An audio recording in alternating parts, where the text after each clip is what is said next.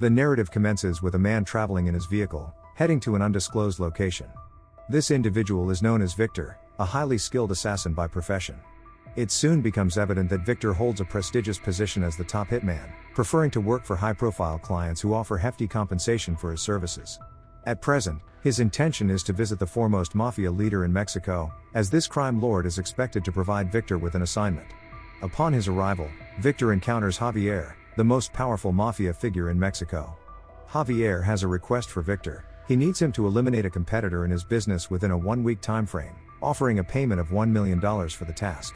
However, Victor declines the offer, as his usual fees for such work hover around $3 million. He further reveals that the man Javier wants dead has already reached out to him, proposing to pay double the amount for taking out Javier instead. In a display of professionalism, Victor respectfully turns down the rival's overture, given that Javier was the one who contacted him first. Subsequently, Victor warns Javier to instruct the men positioned behind him to lower their weapons, deeming their aggression disrespectful. Yet, they refuse to comply with his request, leading Victor to swiftly eliminate one of the guards in retaliation. Javier, seemingly unconcerned with potential disturbances at his stronghold, appeared indifferent to the situation. Subsequently, Javier consented to compensate Victor with a substantial sum of $3 million, contingent upon Victor's successful elimination of the designated target within a 3-day time frame. However, Victor unexpectedly escalated his fee to a revised figure of $3.5 million, citing the discourteous behavior exhibited by Javier's subordinates as justification for the increase. Ultimately, a mutual agreement was reached, and Victor promptly departed from Javier's headquarters. Simultaneously, within Javier's private quarters, several women were being held captive. As it transpired, these women were victims of Javier's kidnapping operation, destined to be sold into servitude to depraved individuals. It was revealed that, in addition to his role as a prominent Mafia figure, Javier operated a clandestine business trafficking women. Among these unfortunate captives was Sarai, who seized upon the opportunity presented by Victor's presence to attempt an audacious escape. As Victor was on the verge of departing, he was abruptly confronted by Sarai, who had surreptitiously infiltrated his vehicle and now held him at gunpoint. Sarai issued a forceful demand, insisting that Victor immediately transport her away from the perilous confines of the base. During their journey, Victor inquired about the impetus behind Sarai's desperate desire to escape Javier's clutches. Sarai revealed the harrowing truth: she had been abducted by Javier at the tender age of 15. Since that fateful day, she had endured a life of servitude, perpetually exploited to satisfy Javier's insatiable lust. Furthermore, Sarai disclosed that Javier had no intention of honoring his financial commitment to Victor once the assigned task was completed. In reality, Javier had devised a scheme to eliminate Victor immediately after Victor accomplished the mission successfully. On one particular occasion, when Sarai was unsuspecting, Victor attacked her brutally until she lost consciousness. Meanwhile, Isel, who is Javier's younger sister, began searching for Sarai by inquiring with one of the individuals held captive. Unfortunately, Isel could not locate Sarai and ultimately came to the conclusion that Sarai must have escaped using Victor's vehicle. The following morning, when Sarai regained consciousness, she found herself tied up in the bathroom of a motel. Victor entered the room and promptly loosened the restraints on her legs. He instructed Sarai to remain in the bathroom and advised her not to attempt an escape. Unbeknownst to them, Isel and Javier's associates were already in the adjacent room, eager to retrieve Sarai.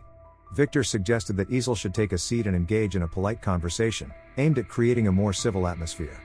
He also cautioned Javier's men against drawing their weapons, as doing so would pose a threat to him.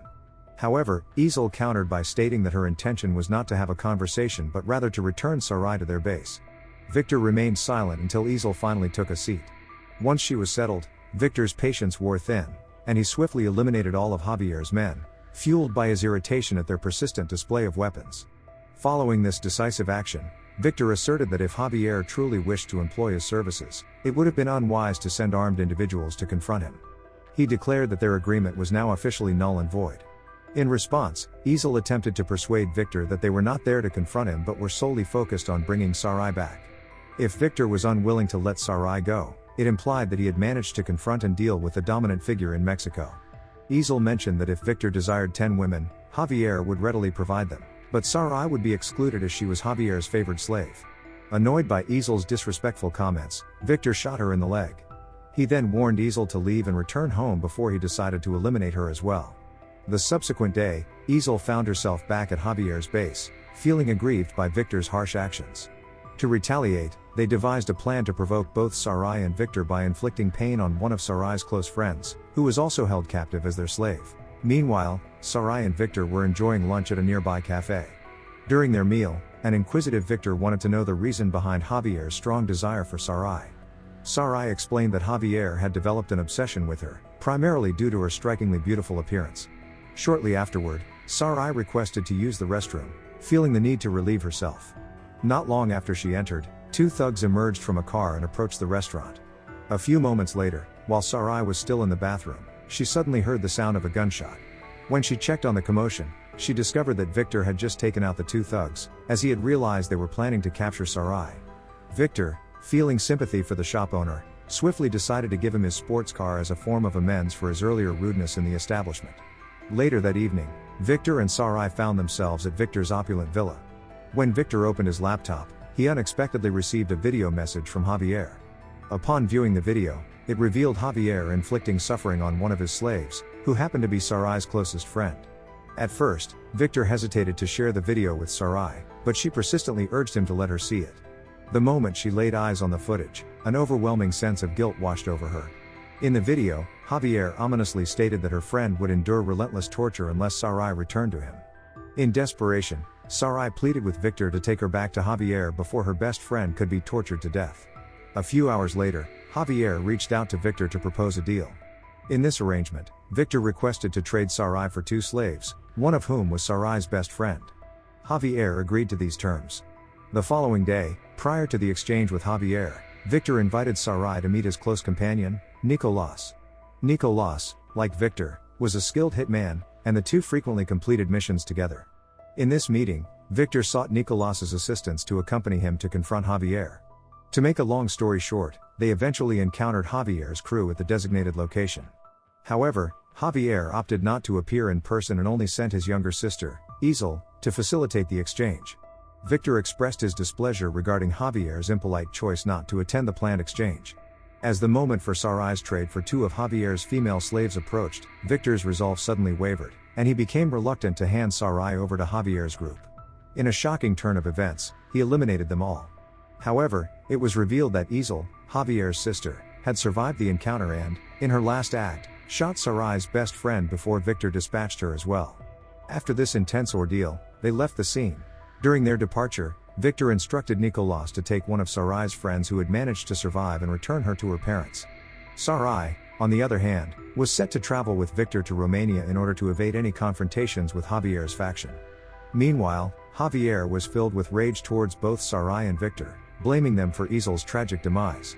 He swore to relentlessly pursue them, wherever their paths might lead. The following day, we see Sarai and Victor arrive in Romania, where they are promptly greeted by a woman who leads them to her home. This woman, named Samantha, is a close friend of both Victor and Nicolas.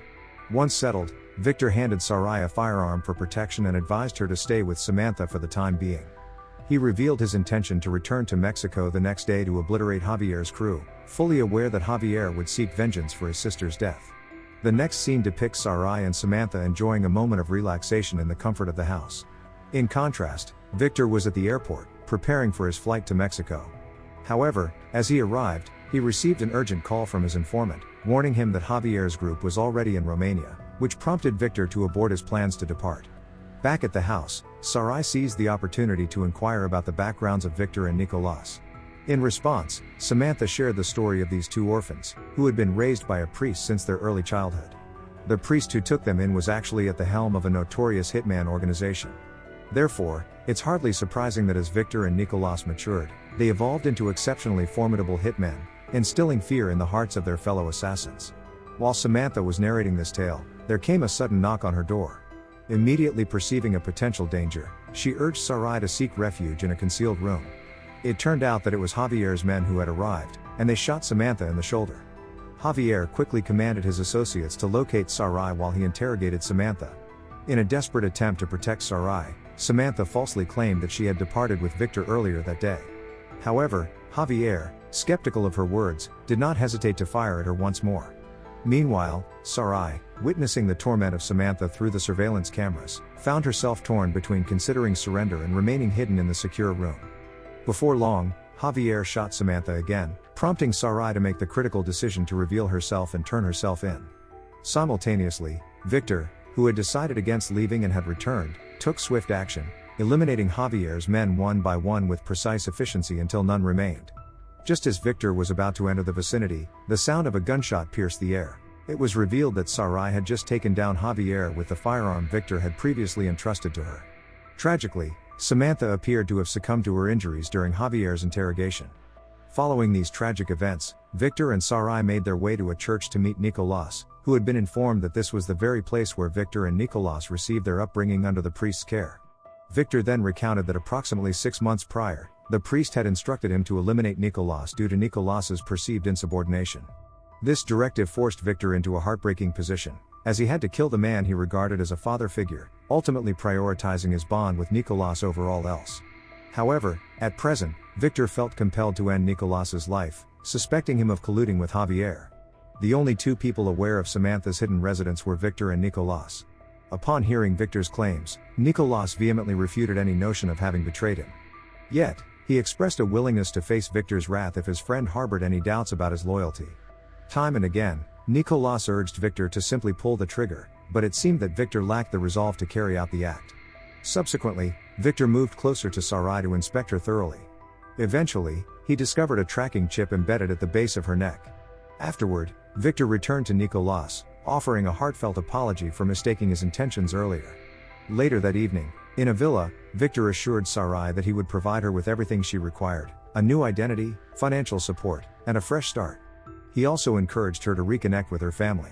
However, Sarai spoke of her loneliness, explaining that she had lost everyone and expressed her desire to stay with Victor, even if it meant embracing a life as a contract killer. Consequently, Victor decided to let Sarai remain by his side and took it upon himself to train her in the art of assassination. Several months later, the two were depicted on a mission, with Sarai officially recognized as an assassin. While on a plane, Victor informed her that they were about to meet a notorious Dubai Mafia leader named Arthur. Arthur was a wealthy individual in Dubai, known for running an adult film production enterprise across multiple countries. Upon their arrival, Victor and Sarai disguised themselves as party guests at an event hosted by Arthur. Arthur, his gaze sweeping across the assembled guests, appeared to take note of their presence. He indicated a willingness to generously reward those whose style of play particularly captivated his attention. Shortly thereafter, Victor and Sarai joined the game. Arthur, immediately captivated by their striking appearance and undeniable beauty, extended an invitation for them to engage in a more intimate game within a private chamber. Prior to their entry into this exclusive space, Victor and Sarai were subjected to a thorough inspection by Arthur's associates. Once inside, Arthur articulated his expectations, emphasizing the importance of their skillful performance, promising that a subsequent reward would involve indulging his desires with Sarai. Faced with this predicament, Victor reluctantly acquiesced to Arthur's demands. However, before the anticipated events could unfold, Arthur excused himself to retrieve a refreshing beverage from a secluded alcove. Seizing this opportune moment, Victor swiftly entered the same chamber and incapacitated Arthur with a swift and decisive move. Turning to Sarai, Victor instructed her to retrieve and peruse the contents of an envelope located within a nearby drawer.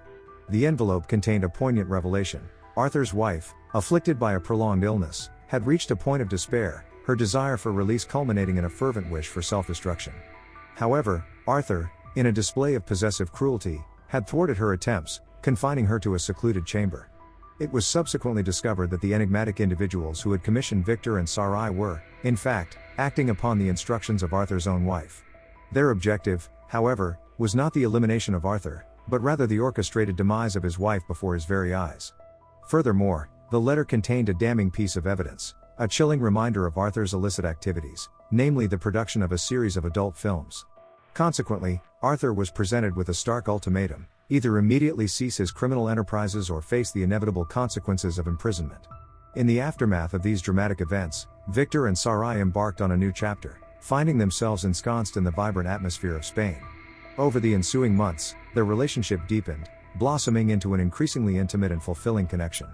One particular morning, Victor received unexpected news from Nicolas, his closest confidant, informing him of an individual seeking a private meeting. Initially, Victor had the intention of bringing Sarai along to meet a client. However, when he noticed that Sarai was deeply asleep, he opted to go by himself. Shortly after he departed, an unexpected knock at the door stirred Sarai from her sleep, prompting her to answer it. revealing Nicolas standing on the other side.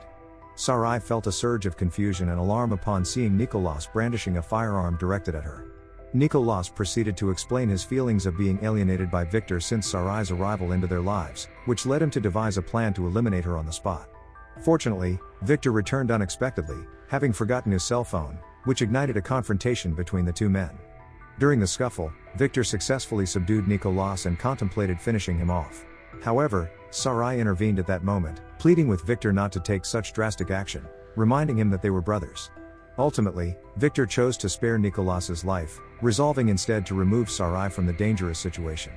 However, tragedy struck when Sarai was accidentally struck by a bullet during the skirmish between Victor and Nicolas. Without delay, Victor made the decision to rush Sarai to the hospital for urgent medical care. 5 days later, Sarai woke up from her unconscious state, and Victor expressed that it was time for her to start a new chapter in her life. He emphasized that remaining with him could pose significant risks to her safety, despite his deep feelings of love for her. Thus, they parted ways, leading to a definitive separation. Fast forward 2 years, and we see Sarai transformed into a skilled professional assassin. On that particular day, she was given a mission to eliminate a target. Unbeknownst to her, Victor was also on the scene, unwittingly assigned the same objective by the client who had sought their services. Don't forget to subscribe and turn on the notification bell if you want to watch more videos like this. Thanks and see you again soon. Take care.